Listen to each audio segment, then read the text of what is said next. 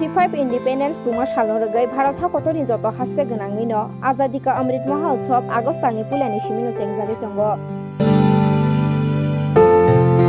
आबुनो रगै नतिनि Kumarghat sub divisional police officer गमनजय रियां तै फतिग्राय थानानि बखाक्तै कुमारघाट सब डिविजननि कांचनबारि साखामनगो साखनाय जागनाय फायनाय रखनो चामंगो थाइते गतिराव बागजाखा अरो फायमानजाखा Kumarghat sub divisional police officer गमनजय रियां फतिग्राय पुलिस स्टेशननि ओसि रंजित मालाकारनो कारै फतिग्राय थानानि पुलिस तिकिया सारजावान्द फतिग्राय थाना এবং কুমারঘাট মহকুমা পুলিশ আধিকারিক গমনজয় রিয়াং মহোদয়ের উপস্থিতিতে কাঞ্চনবাড়ি প্রাথমিক স্বাস্থ্য কেন্দ্রে রোগীদেরকে এবং চিকিৎসকদের মধ্যে ফল বিতরণ করা হয়।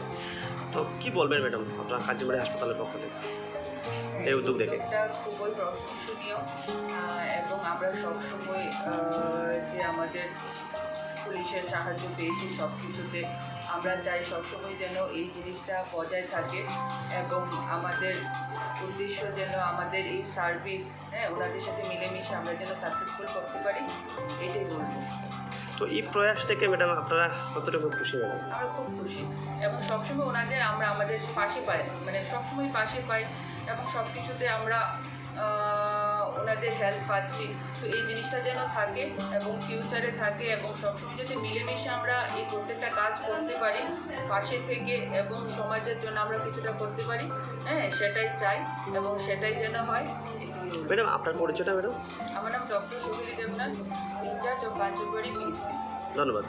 কে আমাদের প্রথমে ম্যাডামকে এখানে ইনচার্জ ম্যাডাম উনিকে ধন্যবাদ জানাই। আজাদি কা অমৃত মহোৎসব অঙ্গ হিসাবে আমাদের পুলিশের সারা ত্রিপুরাতেই কিছু না কিছু একটা